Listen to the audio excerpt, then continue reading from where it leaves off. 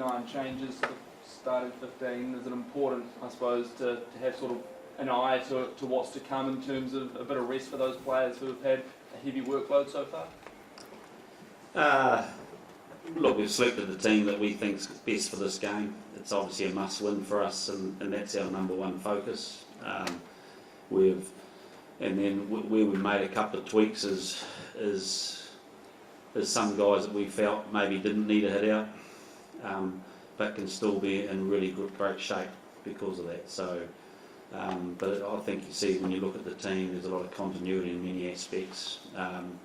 We know to bring the likes of Sam and Tyrell, Geordie, keep their progress coming back, and I know they're really keen in those roles. So, bringing Sam Whitelock coming back in. So, a lot of those changes are, I think, have got us in a really strong position for this game.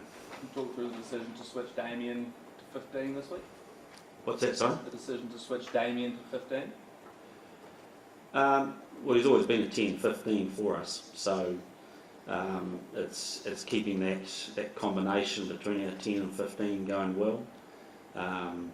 Really, we're really pleased with Damien last week, and we want to grow his influence in our team. We think this is a good opportunity for him to do that, and Bodie can be that calm head coming off the bench, and if we end up moving Damien into 10 later on. So it's just keep growing the combinations that we think are working well for us, and I think also it means that it's another continuity type game for Will. He's played the first game, missed the next one, and another couple of games in a row I think will be really positive for him. Sam, you got some minutes last week, but back into the starting side this week, captain again. What does that mean to you, and how, I suppose, ready are you for some more footy? Yeah, I'm very ready. I'm very excited. It's been a little bit of a road bump for me personally to start the World Cup, which was, I spoke about after the game how it had been a little bit frustrating, but just really excited and grateful to be back. Looking forward to training the Sabo actually to test things out under a bit of heat, a bit of pressure from the boys, and then feel a lot more confident heading into the game again, so yeah, can't wait. Sam, how do you think the team's tracking, all things considered, dealing with the injuries and everything? How do you feel you're tracking, heading into the final pool game? Yeah, I think the fact that pretty much the whole squad's available now, Is that correct? Yeah, there's one who's not available. Yeah, the squad as a whole is in good shape physically. I feel like we've made good progress in some key areas of our game following the Bordeaux week, where we got to put in a lot of work, and it was pleasing to see those shine through in the game against Italy. The challenge for us is to be able to back that up and keep strengthening those key areas, and keep put out another good performance, which will sort of could put us in a good spot going forward. So all the focus is on this game and been able to back up what we were able to do last week. Ian, when there's a game that you're expected to win, and no disrespect to Uruguay, how do you make sure the team gets the most out of it, what you need to get out of it ahead of the quarterfinal? That's the challenge of World Cups. The challenge of World Cups is that you've got to make sure that you prepare for the here and now, I guess with an eye to the future. You've got to get that balance right. And but there's enough challenges in the here and now, I think, that coincide. So I think Uruguay represents some pretty significant challenges in many areas of the game for us that perhaps we have to get better in for the future anyway. So, they're an ambitious team. We know we're going to have to be alive defensively because they want to take opportunities when they can, and we also know they're highly combative at the breakdown. They've got basically the Rugby World Cup's leading jackler in their team. So, I think when you look at some of that stuff, it means that some areas we know are the basics of the game. We just got to keep our eye on those areas, and then you have to adapt as the tournament goes on with the different challenges that teams give you. So, the key is to just keep growing your game, and rugby in many ways is still pretty simple. You just got to get two or three of your big rocks right every week, and then the other stuff it adds on top of that.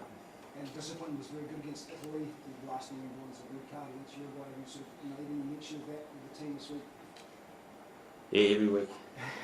Yeah, well, you only got to watch World Cup games to know you have to talk about it. And look, there's been so many cards, and it seems to be the way it is. Hopefully that settles down a little bit.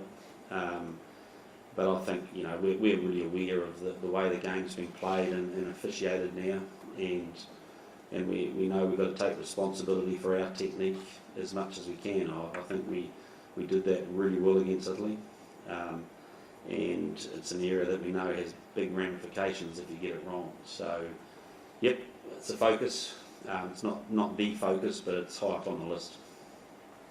Yeah, we've sort of heard a fair bit about how competitive it is at training between the loose forwards or locks, various positions. You've given a number of guys opportunities this week.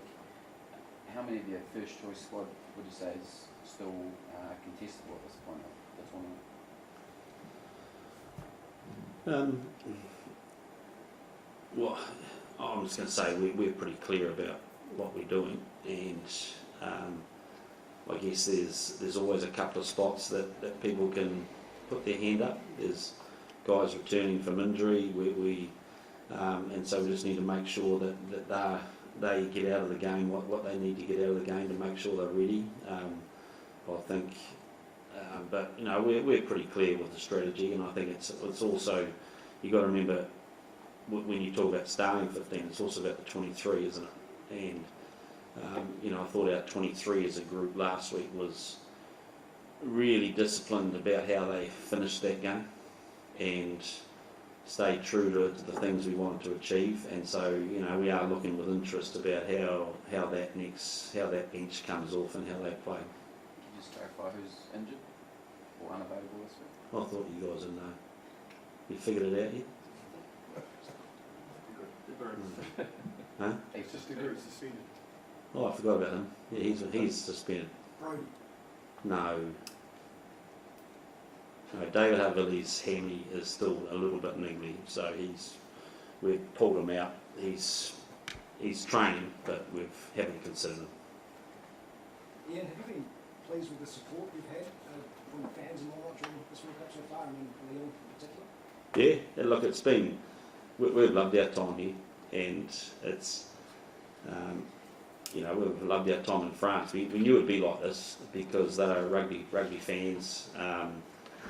You feel that growing and intensifying, and it's been a wonderful country to have a World Cup in from a fan base and the interactions, and I guess it's a great country to tour. So you got a lot of people touring around, and they seem to fit us in between trips to Nice and Switzerland and Italy and wherever else they go, and everyone seems to be having a good time. So no, we're loving it. We're feeling that support, and I think people are getting excited as the tournament gets to this point, and now we just got to keep our eye on the ball and make sure we do what we need to do. Yeah, you went through a process to decide that some guys were probably better off not playing this week. What did that process look like to get to that answer?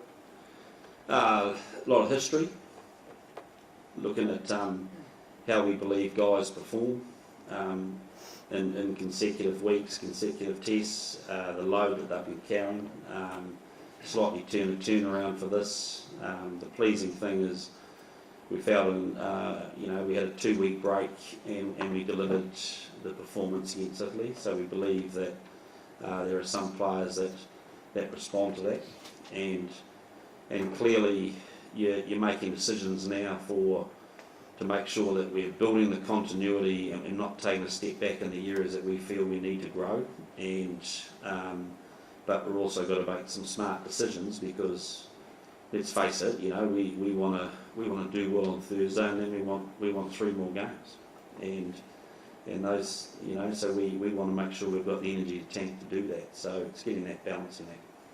Just on that end, Artie has started every game this year to this point. I think he's missed just 16 minutes. How important to have his tank refilled before potentially bigger challenges to come? Yeah, well, I think our selection's probably given you the answer to that question. I thought he was huge on the weekend.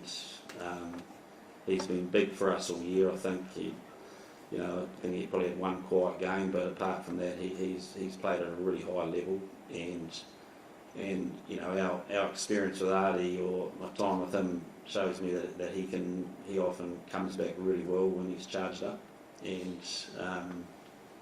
he's hoping. Ian, you've got Cam Woodgard starting, I think, second game of the World Cup for you guys. He feels like a young man that's really on an improvement arc. What do you want to see from him just in this game to really back up what he's done so far? Look, I want to see him do what he's good at. Like, he brings an edge to the running game. He's a threat, and I want him to stick with that. I think his left foot kicking is a real asset for us. We haven't got a lot of left footers in our inside backs, and so that's a bonus. So that's a couple of real good, strong positives I want him to carry on. One thing I do want him to do is to improve the accuracy of his pass, and I just think when he's been coming on, he's probably been rushing that aspect of his game a little bit, and so this is a chance for him to settle into this game and get that right, and show that can be a massive strength for him as well. Ian, what's your midfield contingency? No midfielder on the bench this week. Leicester. Leicester's going to cover 12 and 13, and obviously Davey would have been in there. He's out, but Leicester's it's something that if he does well, it gives us a great option, and going forward, his ability to cover midfield and outside backs with his ability to make an impact is. Question before was about how settled we are in the 23. Well, he's got something to play for. And just on Dave, there's recurrence obviously that injuries had previously. Are you worried about long term in this tournament for him? No, not a worry. Sam, Ethan spoke yesterday, Ethan Blackadder, that is, about how hungry he is to get back out there. What have you noticed from him at training, and I suppose what do you expect from him if and when he does get a chance? No, Ethan's a joy to have around. I think everyone sort of who interacts with Ethan, his charisma and personality rubs off, and that's the way he plays footy, so he's been awesome to have back in the environment. He ripped into training last week once the trainers let the shackles loose after all his travel, and I know he'll be excited. We're excited to see him go.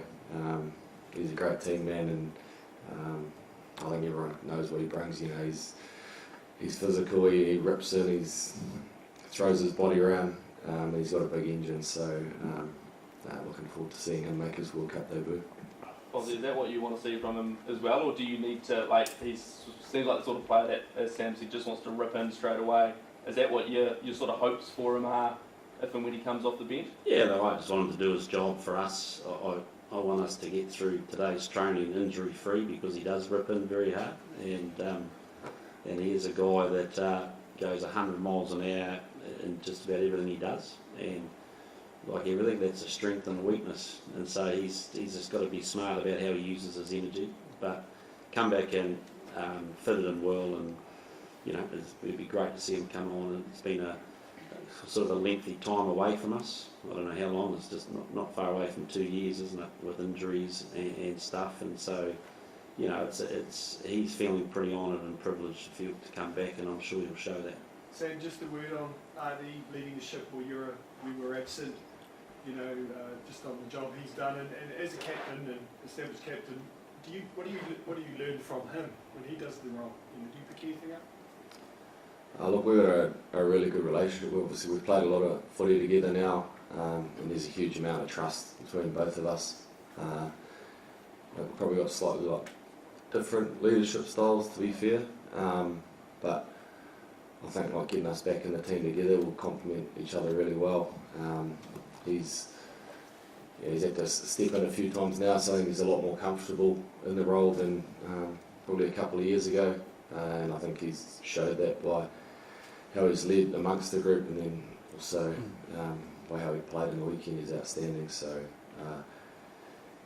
always learning off each other, and that's why I said we've got a good relationship, and we have good conversations. We've just had a little loose forwards meeting, going over a few things. We bounce ideas off and and planned for the Sabo session, and yeah, he's awesome to play with. Ian, how in reality do you work against complacency in the squad? You know, such a huge scoreline last time out, Uruguay, arguably tier 2. How do you actually, I know all the words, but how do you do Yeah, you do two things. One is you can't motivate a team falsely, can you? Because it shows, and it'll show in performance. So you've got to get real about it. So what are the facts is that we've got so much to achieve ourselves. That's a fact. We're not in the quarter final yet, so we've got to make sure we do that. We're playing a team that basically had the same scoreline against France as what we did, and that's in the last month. So, you know, I'm not trying to talk them up falsely, but they lost to France by the same scoreline we did. So that deserves a lot of respect. And if you watch that game, these guys, I love their attitude. I think they're a really passionate rugby team. And if we're not in the house, then we're going to struggle. So that's a fact we've got to deal with. And you go through all that. And at the end of the day, we've just got to meet our standards. We've got our internal driver and our internal goals are what comes out of this game. It's about us living up to the things that we say we want to do, and we just got to make sure we do them. And for us, we're at our best when we're on edge. Sometimes our opponent puts us on edge, sometimes the situation puts you on edge, and sometimes, but at all times, your own internal standards have to be the edge that really matters the most. And that's where we're attempting to get to as a team. So we're going to have to wrap it up there. Thank you very much. Thank you. Thank you.